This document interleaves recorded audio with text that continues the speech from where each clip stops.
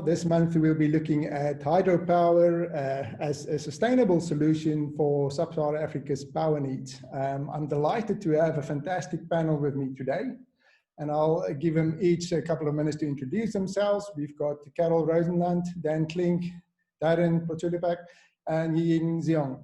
So Carole, over to you for a quick introduction. Thank you. Hello, everyone. It's nice to be here. Nice to be part of this conversation. My name, as you heard, is Carole Rosenlund. I work for the International Center for Hydropower based in Norway. ICH itself is a nonprofit organization that delivers training worldwide for sector professionals. My job exactly is I have responsibility for developing the Africa portfolio and activities, and building strategic partnerships and designing training programs to develop and strengthen leadership, managerial, and technical competencies for energy practitioners in the region. So I look forward to an interesting dialogue here and also to take a few points forward. Thank you for having me. Thank you very much, Carole. Next up, we have Dan Klink. Dan, over to you. Great. Good morning. Currently in Canada, but East African Power is based in Kigali, Rwanda. We're an integrated renewable energy development company focused, of course, on providing affordable and reliable clean energy. We're a long-term social impact-oriented business. We're developing, building, and operating small and medium hydro and solar power projects in Sub-Saharan Africa. Our goal is to hit 1,000 megawatts by 2030, to be done so with a lot of great partners around the world. So looking forward to the dialogue today. Thanks for the invite. Excellent. Right, thank you very much for that, Dan. Next on, we have Darren. If you could maybe just give a quick introduction. Yeah, thank you, Emil, and welcome everybody. And thank you all for joining the session. My name is Darren Potulipak. I've been in the hydro business for 30 years. Half of that time was in the design consulting world, and now I've moved over to management and construction. So at the moment, I'm a project manager here. I'm actually at Rusumo on the border of Tanzania and Rwanda. We're looking after an 80 megawatt plant for 3 countries. We're going to add Burundi to this equation of 3, and transmission goes off in 3 directions, and we're working on this project to get the power out as quick as we can. So that's where I stand at the moment. Thank you very much, Darren, for that. And then last but not least, Ying. Hi, good morning, good afternoon, where you are. I am going to share just a couple of my screen here because I'm not as good as the rest of the panelists memorizing what you're gonna say. Can you guys see my screen? Yes. Okay, great. I'm just gonna do it this way, it's easier. So my name is Ying Xiong. I own a small consulting business here in cold Wisconsin, USA. But I grew up actually in the Three Gorges area in China, which is the largest dam in the world, everybody knows. I had my master's degree from US, and I've been working in the US hydro industry for about 20 years. My experience is primarily hydro, dam safety, hydrology, hydraulics, and fish passage, dam removal, dam rehab. Worked on projects all over the world in 17 different countries on 4 continents. My involvement on projects are small projects to some larger pump storage projects, anywhere between 500 kilowatts to 1.1 gigawatts. It's been a fantastic experience. And the last thing I want to talk about is the Women in Hydropower Mentorship program that I'm involved in. I want to just shout out to the audience here. If you're interested in being part of us, please find the opportunity to join us. We have some contact information here, but basically this group is just a very informal group to encourage women in the hydro professional industry to network and share experience and support each other. And we have mentors and mentees that get together and just share your experience once a month, and that kind of format. And so it's a fantastic group. I highly encourage everybody to, no, female professional engineers here to join us. So thank you very much. Back to you, Emil. Excellent, thank you very much. I myself would like to quickly just put up, I'm just going to put up one slide because I just wanted to drive a point home for those that's probably not aware or may not be aware. And they're just looking at drivers for growth. And what we normally look at population. You know, that drives a lot of the infrastructure demand. You know, not only is it a rapid population growth, you look at Central Africa, you know, 32% growth over the next 10 years. And this is based on UN and World Bank forecast modeling. But, you know, this in return, in combination with rapid urbanization, which is the next factor, you know, it's placing the little bit of infrastructure that's in place under enormous stress. And what needs to be done, you know, to address this, you know, and it's based on some of the estimates and models that we've run, you know, you're looking at $4 or $5 trillion just to catch up on deficits and cope with growth over the next 10 years. That's not even, you know, looking further beyond to 2050 when, by some estimates, half of the world's working age population will be based in Africa. So yeah, enormous demand for growth. So yeah, so that kind of put in the context there. So I'd like to kick off and go into, you know, generation, just a discussion about, you know, what is Hydropower's market share of renewables in Sub-Sahara Africa, and then, you know, looking, is the cost of developing hydro projects impeding its expansion? And then, you know, maybe touching a bit on dual purpose here, you know, water scarcity in certain parts, for sure, places like Namibia, you know, most arid country in Sub-Sahara Africa, who's got serious water shortages at the moment, but then also looking at, you know, access to potable water. Again, there's large, especially rural areas with limited access to that. So kind of with this, I'd like to then jump in and say, go to Carole. Maybe just have a view on that in terms of, you know, hydropower. We said, what is the share in terms of renewables market share in Sub-Saharan Africa, and then, you know, the future, where's it going? What is the limitations that we have in these countries? Yeah, I'm not sure that I would be the best person to kick this off, but of course I could share some experience from what I see and what I know. Looking at a lot of literature and also experience that's going on in the region. There is the need, Africa needs hydro, Africa needs energy. And it's so unfortunate that for a continent with such potential, we have only managed to develop 11% of it. So we have almost 90% that remains untapped. Why is that? So we have to look into the issues that actually exacerbate this. We have the financing, we have policy and regulatory frameworks. How are these designed? How is the environment able to embrace private investors? I was participating in a conversation yesterday where there was a discussion on small hydro. And it seems the market in the East African region is more vibrant with small hydro than it is in the West.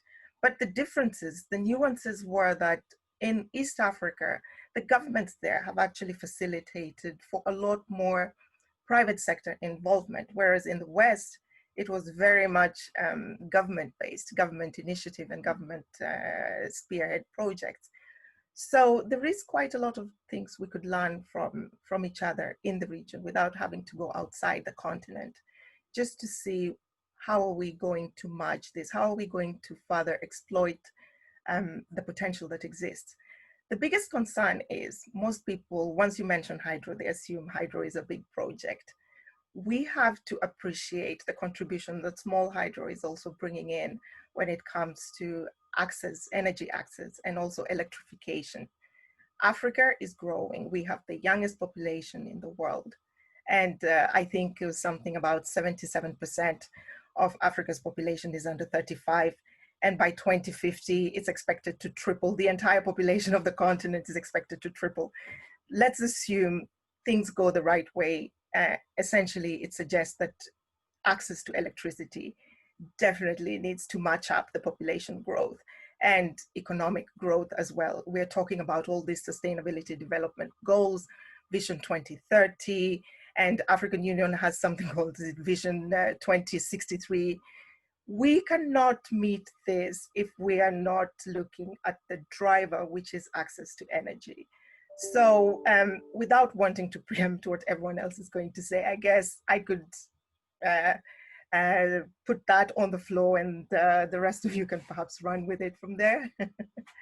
Dan, maybe a good time to come to you, and you know, you've got experience from developing small scale hydro in East Africa, and maybe just explain a bit more around that. I mean, for me, hydro, I'm used to large dams like we saw or heard about, Three Gorges, largest hydro scheme in the world. So this is clearly not what we expect to see in East Africa.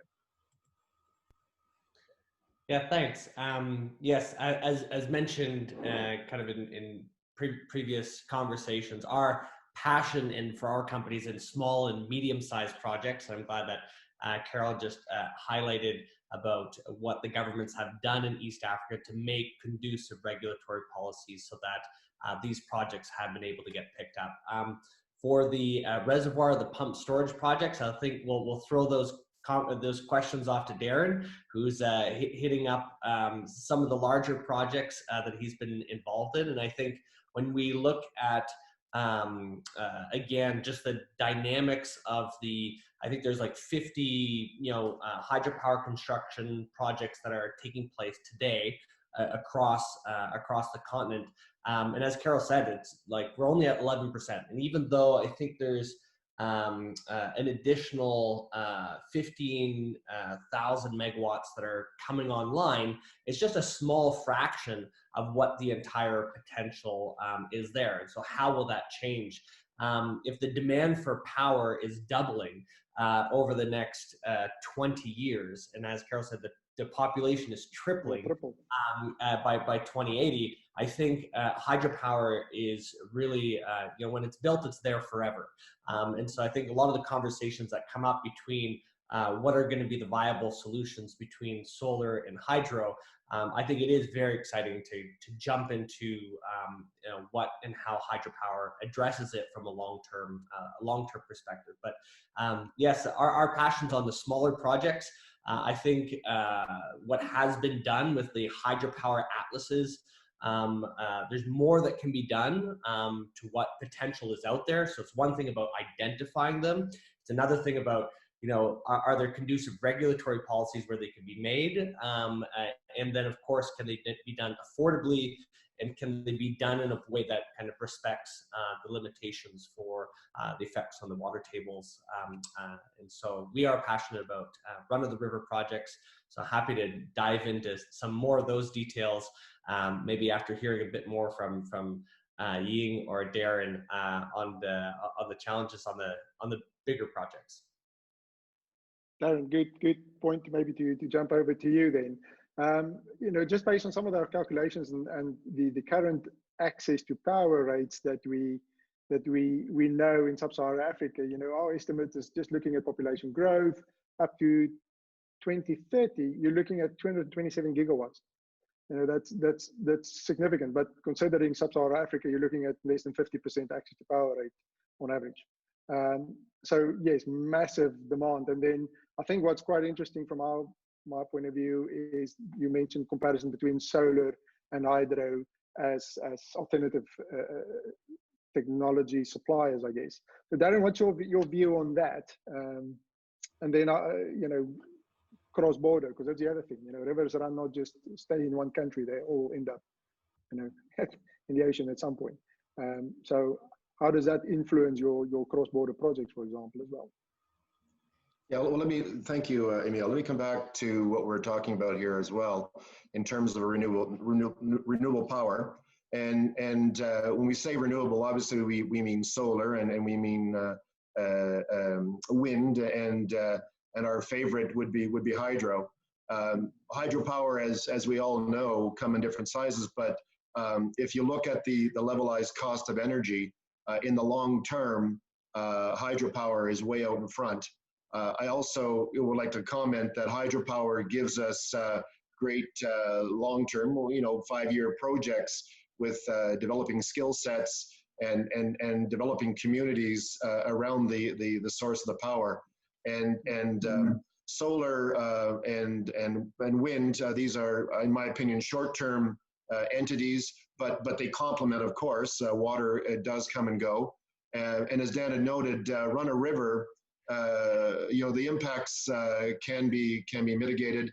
We all have to realize that the world is looking on, and we need to make sure we're fairly compensating those that may or may not be inundated.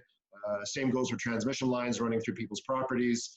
But then we have to bring on the environmental and social aspects. So hydropower is a bigger demand on those skill sets, the social skill sets and the environmental skill sets. But the guidelines are out there, and when we're looking at run-of-river hydro projects, and particularly on borders, these implications come at the project from different angles. And when I say that, 1 or 2 countries sharing power, or 3 countries sharing water, each may have a different environmental policy and different social requirements. So it becomes a bit of a challenge on borders, but it's exciting, and it can be done. But anybody that's developing renewable power, which has the smallest footprint, and in the short term, there's going to be future technologies, these micro nuclear plants that are going to be developed in the next 10 years. Maybe that's the long-term growth, but there's waste issues there. But renewable is going to help us get into that 30, 40-year plan as we're talking about in terms of growth. So my comments really focus on hydropower as the base, and then we could talk more about how possibly we can deal with solar and some countries, as you know, in Africa have small footprints, and I really can't see solar taking over valuable land space. So I know Dan and his crew and others are looking at floating solar systems, and it has many benefits, including stopping evaporation and loss of water. So I think renewable is dominated and will be dominated by hydro in the very short term, 20-year program, 10, 20-year program. And I think that's just my comments at the moment, Emil, just to start it off. Thank you very much, Darren. Ying, from your point of view, you've worked across a lot of these countries. Yeah, Darren and Dan had a very good comment about the different, sources of renewables. A lot of times we talk about renewable, we automatically think about wind and solar. Yes, they are very attractive new technologies there, and the efficiencies are bringing up. But we can't, forget that hydro is one of the most reliable and long-term renewable sources. And we also need to think about, the renewable community as a whole. Solar and wind and hydro shouldn't be competing with each other. We should be working with each other. They all have their own, pros and cons when it comes to technical development, environmental impact. So we need to leverage the strength of each sources and work together with our peer renewable industries. I think that's a very important aspect of it. And as Darren mentioned, Dan mentioned, they are looking at floating solar paired with hydro to look at eliminating evaporation, to increase fish farming, and use the multi-purpose of the water surface as a resource to providing that surface for solar operations. So those are all great ways to optimize the resources we have. We don't have unlimited resources. That's a common problem with any place in the world, including US and Canada, even though we have lots of land and lots of water resources, but they're not unlimited. And as the population grows, the demand is going to increase and the restrictions are going to increase. So we need to think about creative ways to accommodate those overcome those challenges. So definitely, my biggest message here is we need to work with other renewable sources and try to accommodate each other. I think it's I'm glad you touched that subject as well about efficiency of solar, because solar has got a certain time of day where it is most efficient, and it's not necessarily when base load demands the most power. And then how do you address that imbalance? You know, you might have 12 o'clock, middle of the day, sun is the highest, solar is most efficient, but then by 5, 6 o'clock, when everybody gets home and start cooking, then suddenly power loads go up. Or, you know, the other side of it is factories. You know, they might have a constant demand for base load power, and solar might not be purely a solution for that, because then you need storage, where efficiencies, you know, go over demand, but that again increase costs. So is that where solar could be a fantastic base load mechanism, and then combined with solar to address certain peak loads or something? I mean, you guys are the expert. Could you maybe just delve into that angle a bit more? I don't know, Ying or Darren, if you want to take that one on. Yeah, I'll chime in just for a few seconds. Yes, that's a very perfect that's a perfect point here. Actually, in the U.S. and I think in other parts of the world, there has been that question as we move more towards renewable. We're retiring the fossil fuel plants. What is our base load? What is a reliable base load? Wind and solar are fantastic, but you have less control of when that happens, and it's not always aligned with the demand, the peak time. You know, normally demand is at night, and you don't have solar, as you just mentioned. So you need a storage, or you need another resource that can constantly provide in that base load. And hydro is a fantastic source for that. And of course, we have other sources in some parts of the world, like natural gas in the US. However, that's not as clean, not as sustainable, right? So hydro is definitely one of the better sources there, and we can provide run a river, those more instantaneous supplies. We can also provide storage, you know, pump storage. I'm a big fan of pump storage. So those are definitely great technologies that should be taking into consideration here. Fantastic. Darren, I saw you were looking at jumping in there. You're on mute. Yeah, let me comment. We also need to, when we're considering these high capital expenditures, we do have to get the cost down. We do have to get the cost of the power down for the local folks. And we see this everywhere in the world.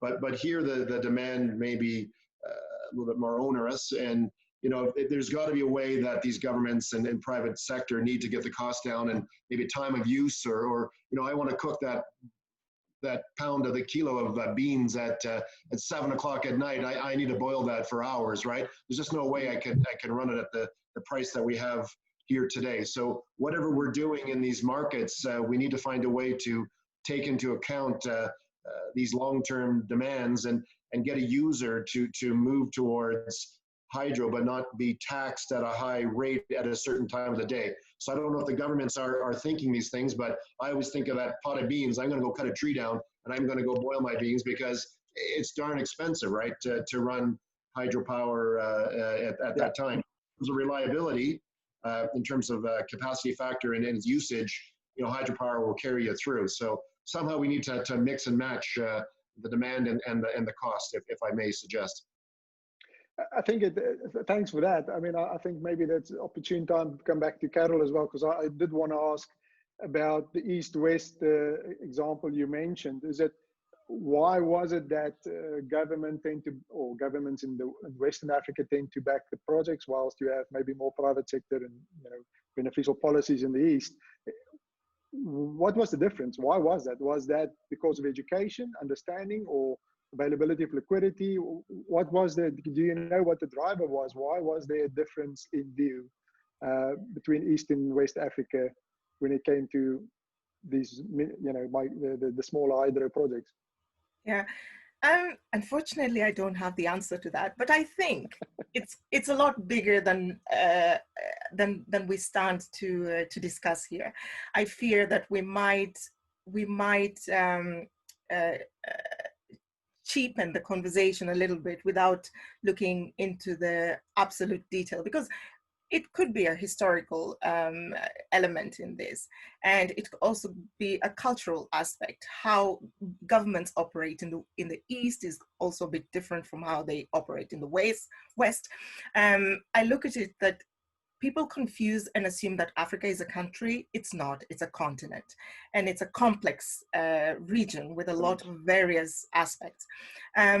With regards to energy access and energy development, I think that it has been a lot more open in the East. And with that, they have tested different avenues.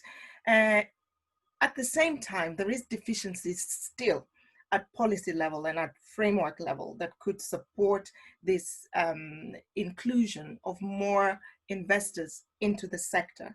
It's a lot of stumbling blocks or obstacles that are put in the way that makes it a little bit challenging, and someone will decide at some point, no, I'm not interested. And you find opposites like Dan who are willing to actually pursue and go through the treadmill to get to the other side. So we're all built differently, I guess.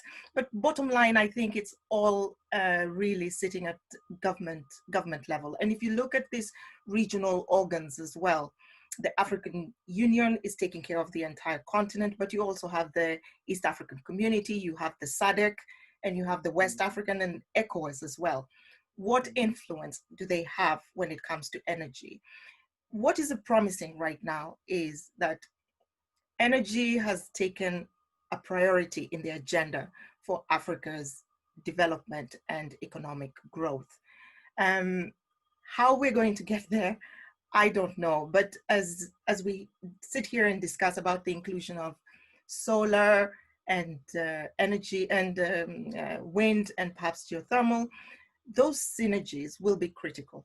It's the same synergies we need to implement when it comes to the human relation and also how we're going to interact with these regional projects, cross-border developments. All of these things will play a huge role in how the policy is going to be implemented. One last point I can throw in the spanner here is looking at the discussion that's heating up now with regards to small hydro versus large hydro. There is potential here for small hydro developers to come together and actually dictate policy. You can start to influence this at a level that governments will have to listen, because there is, it's encouraging the private inclusion, and with that comes a lot of benefits with job creations, mini-grid and off-grid solutions that will be brought in. So it's, yeah, I don't want to simplify the discussion. I think there is a lot more complex issues here that need to be addressed and acknowledged. And I appreciate that. And I think, there's 49 countries, to get them to align policies is probably an insurmountable task. But nonetheless, I'm just glad there's some body like AU that can actually start to drive, certain development goals, which is fantastic. I think I also would like to maybe touch a bit more in terms of distribution as well. We mentioned mini grids and off-grid, and that there's a bit of an issue there for personally, because I just don't know how feasible that is. Specifically mini grids, and in my mind, and please tell me if I'm wrong, Dan, Darren, Carole as well, the way I see it, you've got an isolated village, and we plot down a solar plant with whatever battery station, and then we provide power to that village. That's all grand and fantastic. They have access to internet now, and who knows what else. And, lights goes on, fantastic. But the concern is, what we mentioned, is we have 450 million people living below the poverty line who cannot afford to buy that electricity, which means that whatever you've put down there is not going to be maintained. It's got a shelf life. It, maybe 5 years, 10 years, and then it ran into the ground, and then what? From a sustainability point of view, I just think that's not necessarily the right approach. And coming back now, I'm thinking, all right, so the same issue we had, for example, in Namibia. You want to do water projects, and I think it borders that, because there's not people there pay for the cost to get the water there. They don't even pay for the water. Which means that you cannot invest, or you cannot necessarily maintain. And the same for power, unless we come with a way where it's part of a bigger, grander scheme, where some of it gets subsidized through the bigger project.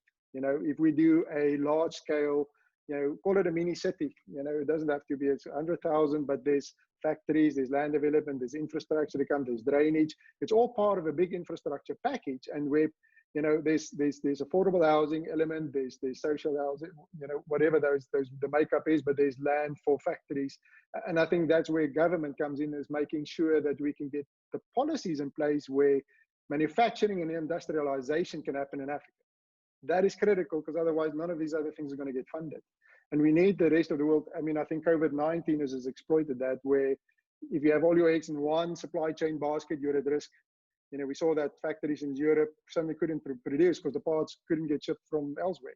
And I think that opened up an opportunity, and from my mind, in Africa, where, if there's governments that can, jump the gun there and say, well, let's get the policies in place so that we can actually attract manufacturing to Africa, where they invest, set up plants where there's people employed that can actually afford to buy the power and the water, and buy houses and so on. That's what we need. And I think that's kind of, we need to think on that level rather than just looking isolated into one specific sector or area. So I've said enough now. Now I would like to get back to Dan. You've done these projects. Tell us more in terms of your experience. Just, how do you see this in the bigger context? Where are the opportunities in East Africa? I know you're passionate about the smaller, the hydro, and how do you see that playing out over the next 10 years? Thanks. I certainly see that, we have a full spectrum of dialogue on hydropower, and I think there are very different opportunities along each segment. And when you get into discussing the distribution or the mini grids, or where there's off-grid commercial and industrial demand, people's minds immediately go to solar and solar battery installations. That's where it's where is there demand? This is the right technology. It's better. It can be deployed faster. But it's interesting that actually, if you look in Asia and you look at the pico and micro hydro, so the ones that are like the 5 kilowatt to 25, 50, moving up to 100 kilowatts, you're going to see. You don't see a small number. You actually see like 50,000 different installations in villages, and they're grids and mini grids underneath grids. And those are deployed where there's water flowing, and providing electricity in rural settings. Why has that not, come across from Asia, and why do we not see it across where all of that demand is? And a big part of it is education and availability. And I think a lot of the issues in small hydro are completely different from the off-grid or mini-grid, the pico and micro hydro. The cost to develop is on the far end of the spectrum, maybe like 9,000 per kilowatt on the pico, and then you have Darren's projects, which might be 1.5 to 2,000 per kilowatt, and in the small hydro 3,000 to 4,000. So the costs are higher, but I think that the right technology, systems, and electromechanical equipment is not readily available, and there's not that level of understanding. What opportunities exist? I think if you look at the work that the International Hydropower Association has done, or the Small Hydropower Association with the mapping exercises and dialogue, there's thousands and thousands of opportunities. And I think just on small hydro, it's been, I think, 7,000 to 8,000 megawatts of already identified sites that are untapped. And this is spread across almost 2,000 hydropower sites. If you get into the micro or the pico, I mean, we're talking 5 to 10,000. It's easy to look at the maps and know that those opportunities exist, but a big part of it is, where we need more training, more development, and availability of those tools. And of course, when we get into maybe dialogue on training, or where there's those gaps, I think I would hand over to Carole, who's working so hard at that with her and her teams. So what is the drawback there? So still, I mean, is it skills that's an issue, or is it capital that's an issue? What do you think is required to get that transfer across? I mean, if it's already been done in Asia, then clearly there's a case study. If it's working. Yeah, I think if you look at what people are paying for diesel fuel as an alternative, there is capital available, and I think communities, especially in these types of settings, can come around to work and leverage their own resources to work on these. And I think from an external and investor's appetite, that's definitely there. I do think, especially on the smaller scale, there's a significant training and development gap, which might be one of the primary barriers. Thank you for that, Darren. Maybe if you come in here as well, just from your point of view. Yeah, I just want to compliment what Dan is saying, and there is obviously a relationship between off-grid and the larger systems. And the beauty of these off-grid micro pico systems is, the equipment's costing the money, but once you're installed and your market is, the industries are growing, the communities are growing, these things could be removed and repurposed at a different location quite easily. So they're not sunk costs, right? You can definitely move them around, and the industries have to link up with the developers of hydro or even solar, and we got to work together and develop these markets. And I know Rwanda, for example, is doing such things. They really want to develop these industries in various regions, and there's ways of doing it, starting with the off-grid and then bringing the grid to the system as the energy demand increases. So I just want to compliment what Dan was saying, and there's a real purpose and usefulness for these off-grid micro systems. So I pass it back to you, Emil. Thanks a lot. Ying, maybe if we bring you in again on this angle, just in terms of technology and deployment, how does it compare? I mean, in all the other countries that you've worked, what would you say needs to be done in Africa to facilitate, help with the implementation? I mean, if it's been done in Asia, it can be replicated in Africa. Is it from your perspective, what needs to be done? Yeah, I think so. I think the trend in hydropower technology or the scale is very similar across the world. Now we're getting away more and more, away from the larger mega hydro where you have to build a large impoundment and it's many years of development. That's less, likely less environmental friendly. So people are moving more towards the mini grids and the Rana River projects where you can take advantage of the local distribution system, right? In a lot of the developing countries, you don't have a very well-established distribution system across the country, and it takes many years and many coordination to get that implemented. So having those mini grids where it doesn't require extensive new distribution system is actually ideal for these little smaller communities. And we can also implement small battery systems to actually accommodate that local need and local demand, and you produce locally and you consume that locally. Then that reduces a lot of this requirement for infrastructure built, and in that way you can build things quickly.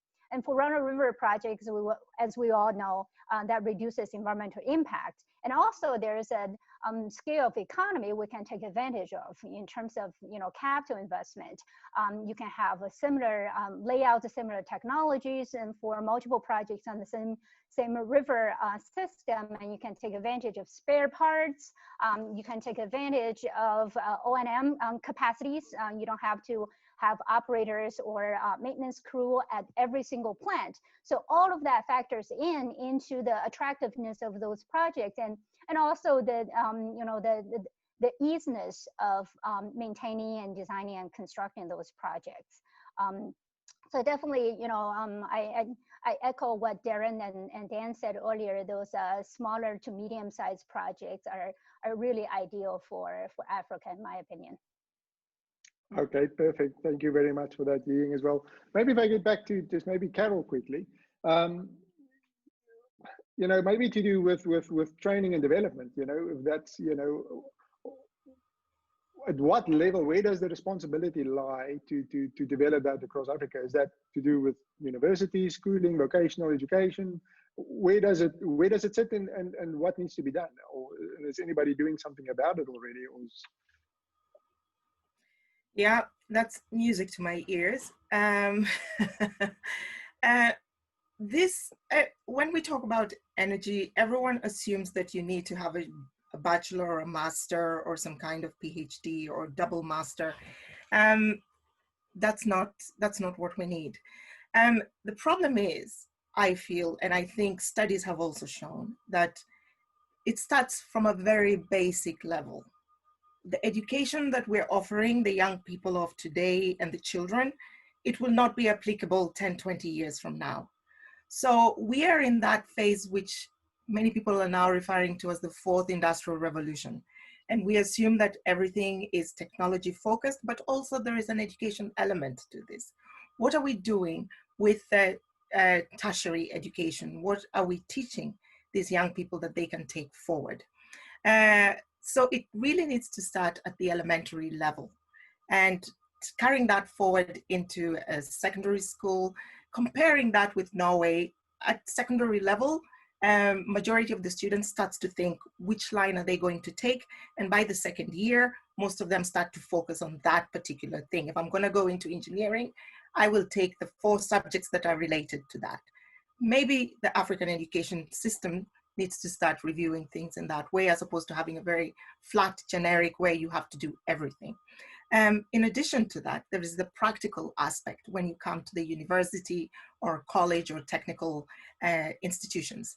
The disconnect comes primarily that we do not have sufficient facilities to help these upcoming engineers or whoever it is that we're teaching these things to be able to do that. In so many instances, I have stumbled upon young people with so much potential talking about going into hydro, yet they have never been to a hydropower station. Why? Where is industry? What is government doing about this? What frameworks are in place to actually support, nurture, and encourage this? The same industry is sitting there waiting to have people with qualifications, but you're not making room for these people to come in. We have the youngest population. Again, back to the population thing. It's a lot of young people in Africa and they show so much promise. And it's so, so important that we can actually uplift them from home into school, into secondary, into university. And when they go out into a placement, let us embrace that. Industry needs to start supporting. We need to find models that will actually support university lecturers who also sitting there teaching engineering on hydro. They have never been into a hydropower station or a hydropower plant themselves. You can't teach me when you don't know how to do it yourself. So we have to accept this.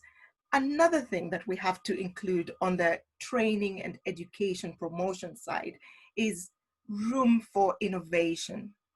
There is radical ideas out there. Let us embrace that. Let us test it out. And if it doesn't work, we know, okay, it didn't work. Let's move on to the next. But there is so much potential in the continent. Let us not lose these young people when they're frustrated and they will go to other places. We need to find some kind of standard that if I am studying in a university in Uganda, for example, there is opportunity for me within the region that I can go to Rwanda on a placement or for practice or something. But it's also important that we place them in facilities that are actually being upgraded or functioning for another 15, 20 years. I have seen that so far, the percentage of facilities that are supposed to be redundant or past a sell-by date is 60%. That's quite a lot if we're talking about Africa. So we're coming into, again, fourth industrial revolution, a lot of technology. These young ones are very tech savvy. Let's move them into facilities that have information and technology that is upgraded. And let's nurture that. I would like to see more industry academia collaboration, but at the same time, I would also like to see that we make room for this more hands-on expertise and experiences as opposed to theoretical focus only.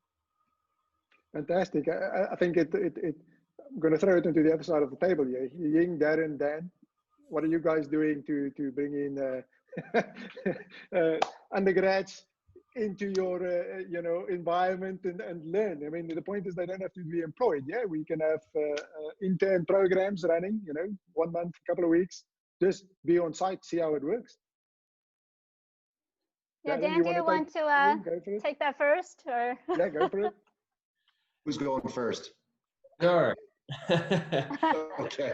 I don't know how many interns are out at Rusumo Falls, but if you come down probably to any one of the power sites that we're working on, or down to our office, we on average will have probably up to 20 to 30 different interns in any given year come through our company, and that's quite yeah. And they love it, because even if they're coming in for 3 or 6 months to get their hands and especially those that have spent so much time in academia or have studied abroad and are coming back to Rwanda, and then you stick them out on a construction site or at a power plant for 3 months, having to know what it's like to kind of maybe even, these projects are in very rural settings, so it's a bit challenging on the lifestyle for some of the youth that have to go out and see these places. But I do think that that's what we're addressing in our company, always trying to find the best type of programs to engage that next generation. We see a lot of, I think it was interesting, Carole brought up what's been done in Uganda. It would be great to see a lot of synergies hand over to Rwanda. I know Rwanda, we have a sector skills council. We do have dialogue between the academic and even our hydropower association that we have in Rwanda, but we don't have enough that's going on regionally or between other associations, and I think that kind of goes to show that there's tremendous opportunity for, let's just say, Ugandan youth to go and work on a Rwandan plant, or for ours to go over to Tanzania, or to go to Congo. I think Darren's project, he's working between 3 different borders. So I'd love to hear what Darren's doing out there, or what takes place when working on these more challenging types of projects. Okay, let me jump in there, Emil. Thank you, Dan. I just wanted to comment, yes, we do have a number of interns working for us as well. I think we're on the order of a dozen. I was scanning a list and see who was there. They would probably jump up and say it's one higher, one lower. But we do have interns. They are getting hands-on experience. The project that I'm working on is owned by Rusumo Power Company Limited, and they've mandated the hiring of interns. Some of them may end up permanently employed with the corporation, with the company. But I wanted to add also, we also, I think all of us have a duty to share our knowledge with the universities. And I can say that I do this elsewhere. I do it in North America as guest lecturers on various aspects of hydropower and water retaining structures. And maybe that's something that we need to have introduced into the university system here going forward on any development. There has to be some sharing on a more formal level, because we're all busy beavering away trying to get our jobs done as we see them. But we do have to take the time and visit the university. So I just wanted to add that comment. Dan and others, I think we need to build this into our programs and show the value of going right to the university and giving a couple-hour lecture here and there on a topic that fits the students, because the professors, let's face it, not just here, the whole world, there's a knowledge gap, in that category of seniority there at the upper end. We're missing a bunch of people, so we need to really share and not be afraid to share. There's enough to go around to make everybody sustainable. So that's my comment, Dan, to add to what you're saying. Thanks a lot, Darren. Ian? Yeah, I would echo what all of the other panelists have said. The training is very, very important. Some of the things that I can think of is that, the Women in Hydropower mentorship program, again, if you want to talk one-on-one with people that have industry experience, feel free to join us. And also some of the things that in the US, some of the organizations have done is to partner with technical schools. You know, it doesn't have to be a full bachelor's degree or graduate degree. It could be just with technical school to train people with specific skills, you know, maintenance or mechanical or electricians, whatever, you know, just build that workforce in smaller capacities in all, you know, multiple disciplines. You know, so this kind of things can be done. And also I worked a number of years with RTI International that does a lot of capacity building in the African industry under the Power Africa program. I think they have a number of good programs that helps training local you know, workforce. Those are all good sources to consider. Thank you very much. Emil, yes, Carole. Sorry, just before, one quick thing I would like to add in here is all these things are so critical. To close it off, we need to recognize short-term courses as also legitimate forms of learning. These are usually disregarded and put on the side. So just to show that, yeah, we have to focus on that one. Thank you. Absolutely, specialists. You know, that's, you know, the developing vocational programs, I think it's critical as well. You know, it's got to be hands-on experience. You know, we need that. The world needs that, not just Africa. We can't all have master's degrees. There's no point in that. I want to get to some Q&As. We've got less than 10 minutes left. So we've got a question from Johnny. Thank you for that. As the previous speaker said, this was quite a while ago, the difference between East and West. And the question is, what are you as professionals doing to engage West Africa in successes from East Africa? Are you doing anything, or is there a program looking at that? Anyone? Sure, I'll jump in just to say that often the developers, the private sector, they're answering towards those conducive regulatory environments. And so what we've seen from how proactive places have been in the East, I think then those foreign direct investment and the money comes in to develop hydropower, especially from a private sector. And I think it's most likely that we're going to see a wave of private sector interest shift from the East African power pool to the Southern African power pool. And a bit on the Western side is, you know, these types of standardized processes to go through, and transparency on tariffs and transparency across everything from, you know, driving out corruption.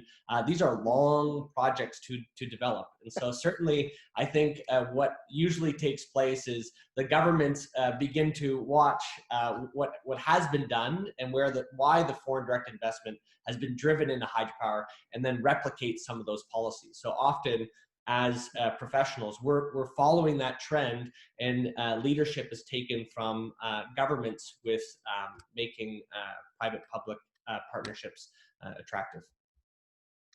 Excellent, thanks a lot. I'm going to go into the next two questions from Louise. So number one is, there's a vast number of hydropower plants in Sub-Sahara Africa, and do we know to what extent they are operational? Number one. Number two, and from an O&M perspective, operation maintenance, is there, doesn't seem to be a lot of engagement between the regional content from a consulting or hiring perspective. And where is the disconnect? So there's a loss of experience that is not being fully tapped into. I kind of feel that we might have answered it now already, but maybe I know Darren, or you want to jump on that one? Yes, I could come in very quickly at, for example, at Rusumo here on the border of Tanzania and Rwanda. Part owner is obviously coming out of TANESCO. And so the operation and maintenance team that are going to work this plant long term, some of them are coming experienced members out of TANESCO. So we basically poached the people and plant them in. And so we have some senior men. They become plant managers, they become supervisors, and we've got some junior staff as well. So the owner is mixing and matching in that way. And I do know from the Rusumo perspective, there's openings coming for more positions and more openings here. So So they are trying to capitalize on the experience. There's experience in the region. And maybe in time they move on to the next project. Maybe Dan has a project and he poaches one of our guys and we pass it on. So that's kind of what's happening from my perspective. Okay, perfect. Anybody else want to get in that, or can we move on to the next question? All right, we've got Mary, yeah? So he's based in Uganda, and so your concern is that the cost of these small hydros are so expensive compared to the returns. Most investors are biased towards recuperating their investment cost, and these get transferred to the ordinary, poor, with poor power connections as well. In Uganda, in the rural areas, typically people will not connect even when the distribution lines are in their compounds. The cost is just too high. So I think we kind of spoke about that, Darren, as well, about the cost of power. And I don't know what your view is that. I've clearly made my public that I think we need to start looking at, power has got to be part of a package. It's not just power as a utility that we need to deliver. I think it needs to be part of a larger infrastructure development program where you can actually have, all the utilities included in there with development of transport infrastructure. I don't know, any comment on that, Darren? Yeah, I do want to add, it depends, on the funding as well. And some of the bigger organizations that are, the various banks around the world are doing some funding. They are adding elements of local area development programs and restoration programs. And these are other ways to help the area develop. It doesn't necessarily get the cost down, but it helps improve the economy and create some revenue or wealth for the communities. The one thing that I may suggest on these programs is we really need to ensure whatever we're doing in these communities is to create sustainable projects, something that can not just throw money at groups. It needs to have a return and a good business plan. And they're out there. And I think some of these funding agencies can work a bit better to do it. I know we're all learning, and it's just something we need to remember: sustainability. So getting the revenue, getting the income up helps get the cost of living down. Absolutely. I mean, it's a lot more room to maneuver when it's part of a bigger model than on its own. Carole, question specifically for you. Are there any good examples of countries or companies that are incorporating training exposure in Sub-Sahara Africa? Yes, there are. There are quite a few good ones, and there is sufficient bad ones too. This year, especially, I could say, it has been an eye-opener. It has really revealed who makes workforce building a priority. While we're talking about hydro, brick and mortar machines, we forget that there is people behind these projects. So if you want your project to succeed, you need to be sure that those people that are taking care of your facility are also taken care of. And many people, a number of organizations have used COVID as an excuse to completely relegate capacity building and training and not putting it in focus, whereas others have embraced it and used that as an opportunity to reform organization setup and also to use to leverage on the quarantine aspect. You're sitting at home, you're not doing anything, therefore go on this online training, which is what we have been offering since the lockdown. So we have turned around our activities and we have been doing that. And we have Can I interrupt, Carole? Sorry, so you have that available on your website? Where can they access this? On your website? Yes, all the trainings we've been running since the lockdown in March have been online based.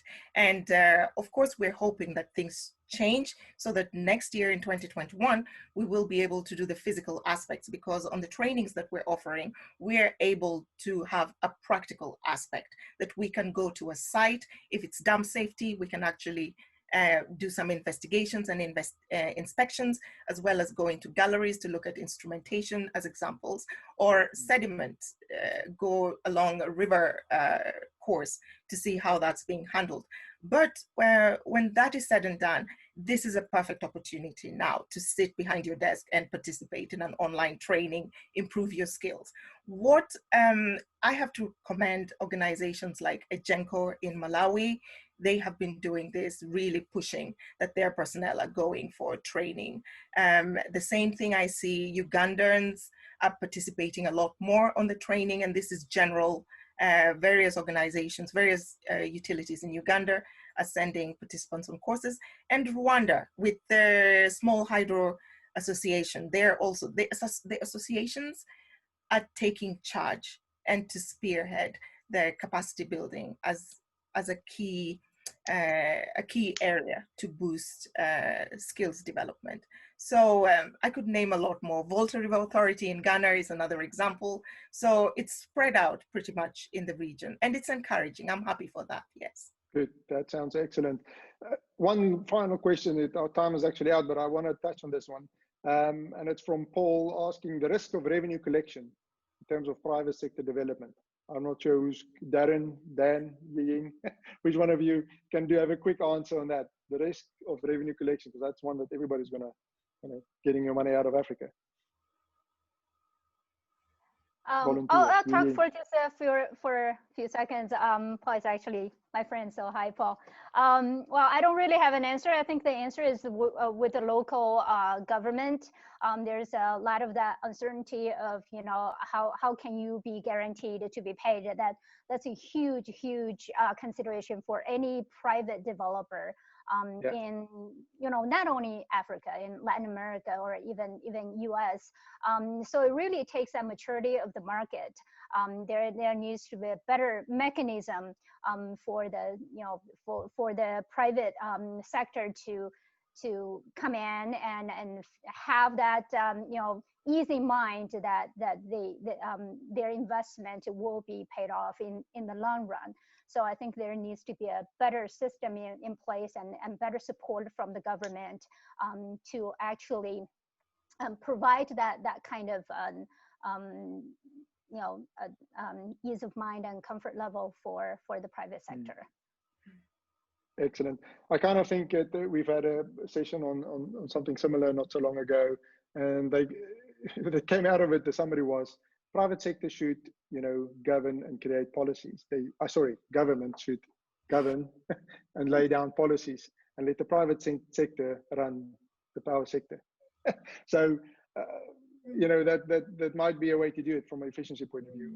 There's collectively, if private sector all have a share or something in the distribution company that does the collection and the power supply, then might be a solution. It might actually be something that every country, why not have it on its stock exchange? Why is it not something that's listed and the population have ownership, joint ownership in the distribution company? It's, I guess, food for thought. We've come to the end. Time has run out, and I think we could have been busy for another hour. I want to first of all just thank you, Eastern Africa Power, for sponsoring this event. Delighted. Thank you very much, Dan. And each one of you taking the time, some of you very early. Much appreciated, and hopefully we'll be back maybe February, Dan, with another event looking again at renewables. So looking forward to that. But thank you for your time, and with that, thank you very much to all those that attended this session.